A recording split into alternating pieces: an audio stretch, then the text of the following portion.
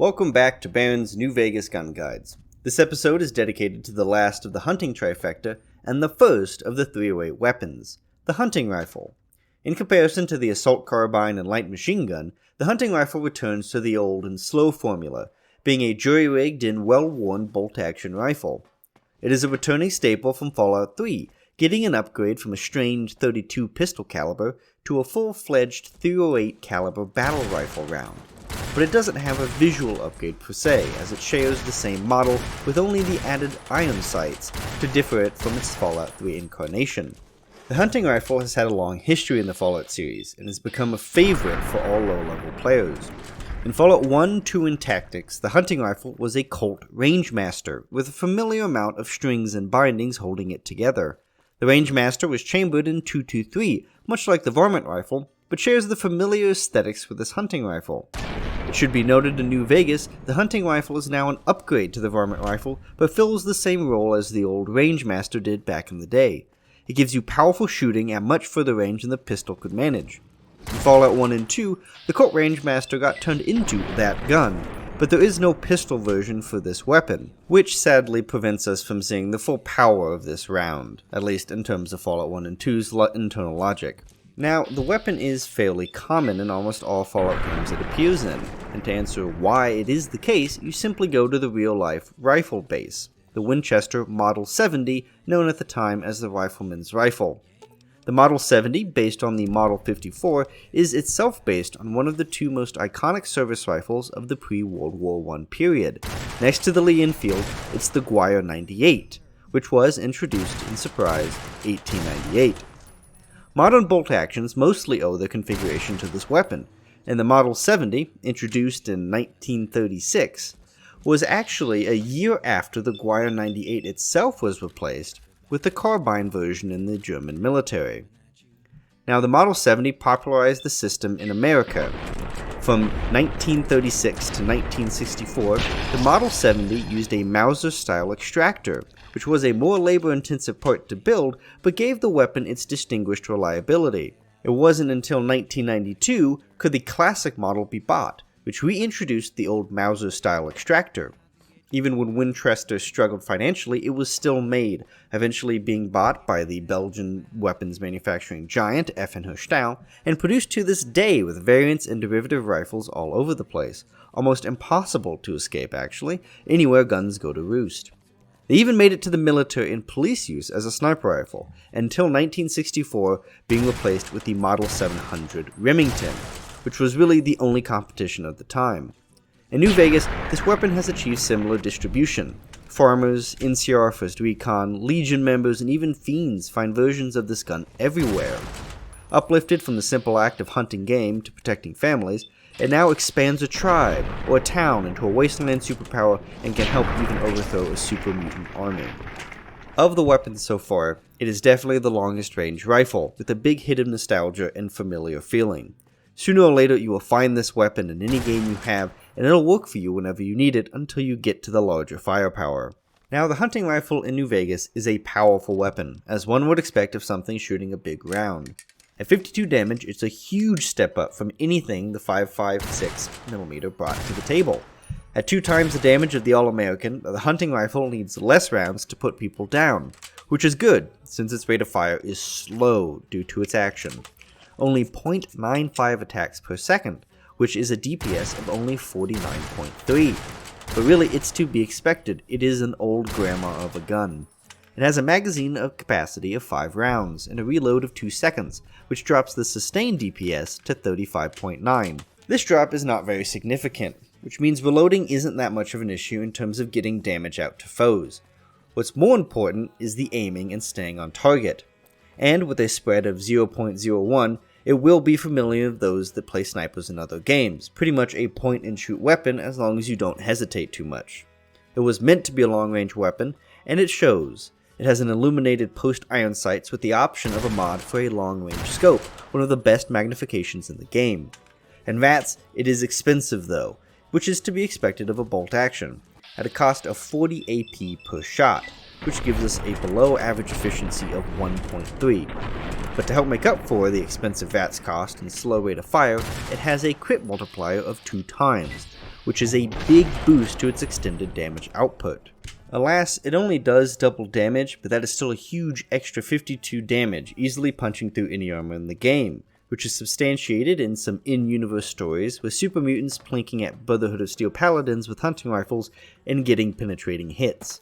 A sneak attack is even more devastating, at doing an excessive 208 damage, letting you open up a fight with someone dead or incredibly wounded, and even more damage if you land a headshot. For being such a fairly common weapon, the hunting rifle is a little bit expensive, but cheaper than any of the other hunting weapons. At 2,200 caps, the hunting rifle is expensive, but a step away from the high tier of weapons. At full price, the hunting rifle is not only a good weapon, but also a bittersweet way to get into the strip past the Securitron's credit check. It is one of the few weapons with a full set of mods, and first off is the custom action, which cleans up the receiver and comes with a high-performance fluted bolt. This increases the rate of fire by 33.3%, from 0.95 to 1.26, with a small cost of 1,200 caps. Quite solid in increasing DPS, and probably one of the best mods for it.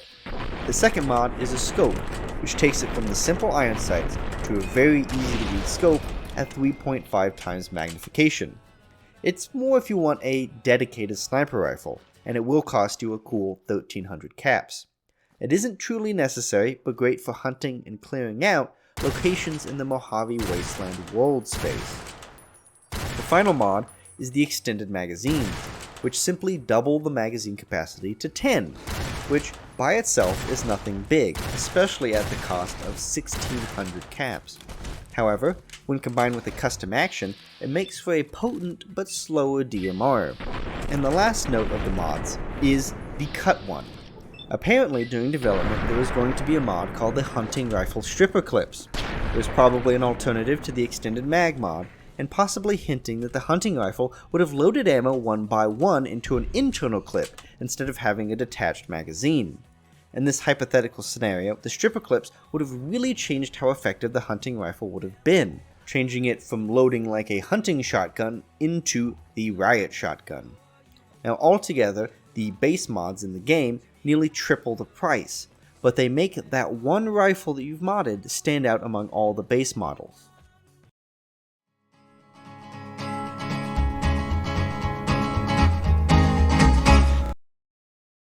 Now, for all that money you're putting into it, the hunting rifle has good durability to back it up, even if it looks like it's a horribly trashed weapon.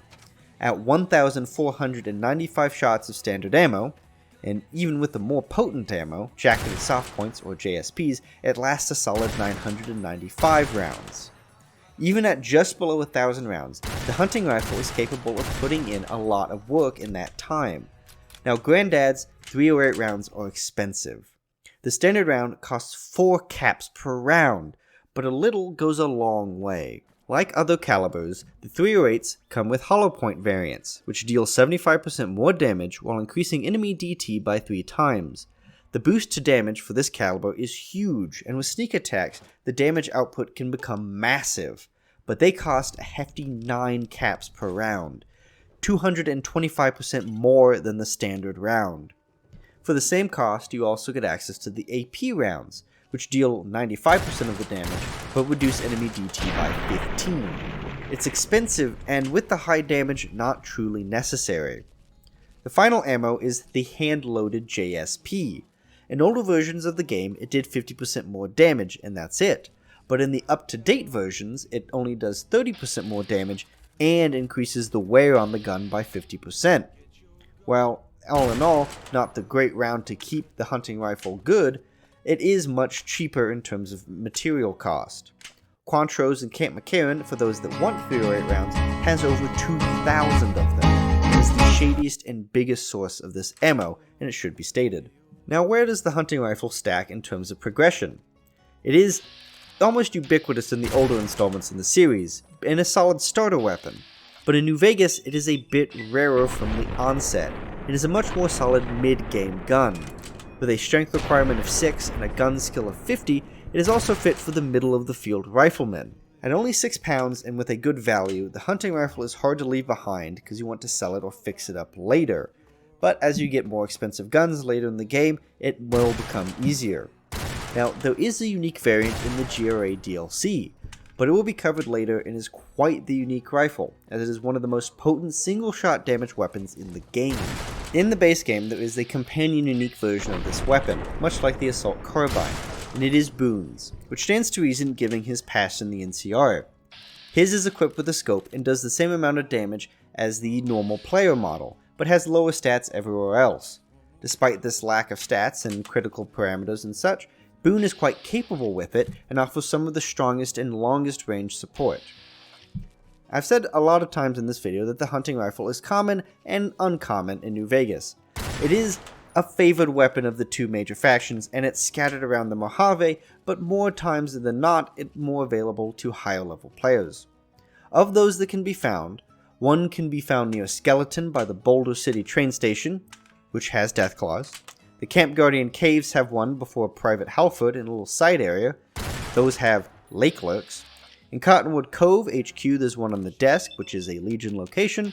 The Great Khan Supply Cave has one with Oscar Valesco, which is a faraway location. There is one near the H&H Tools Factory in a house between the factory itself and the Northern Passage, which again is a New Vegas area.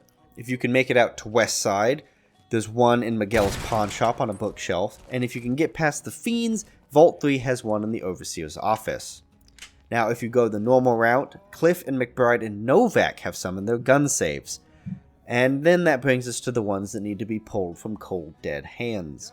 Several named and generic soldiers in Camp McCarran have them, including most of 1st Recon. Just north of that, the Gunrunners Guards all carry them, just like the Rangers at the Hoover Dam. And now for more specific people, we'll go through a smattering of names. There's Neil the Super Mutant, Manny Vargas, Cannibal Johnson, Aurelius the Phoenix, Lucilius from the Legion, Harlan the Ghoul and Repcon, and Ranger Dobson all carry them specifically, while many generic NPCs like low-level mutants, high-level fiends, Legion troopers like explorers can all carry them. As you can tell by this list, these are places and people that are not very safe. They are not easy to kill for the most part unless you get a sneak attack on them first. And if you're planning on buying one, it isn't that common in the inventories of merchants except for the Vendatron. There is one other way to get it, and that's through a quest, which is delivering rat scorpion eggs to Red Lucy and bleed them dry, and that will get you a good quality one, as she is the hunter, so it makes sense. The hunting rifle is an inescapable weapon in Fallout. It is a staple, and there is a reason why. It simply does good damage at long range, something that any player can enjoy, from Fallout 1 to Fallout 4. In any Fallout game, the hunting rifle will see itself in the hands of the player at some point, and usually in the enemy's hands at others. In New Vegas, it is easily capable of dispatching most humans with a solid headshot, and serves as a large game rifle as it was always intended to be. If the price is right, which is usually free, the hunting rifle makes a solid staple in a courier's arsenal, no matter who you side with or where you go.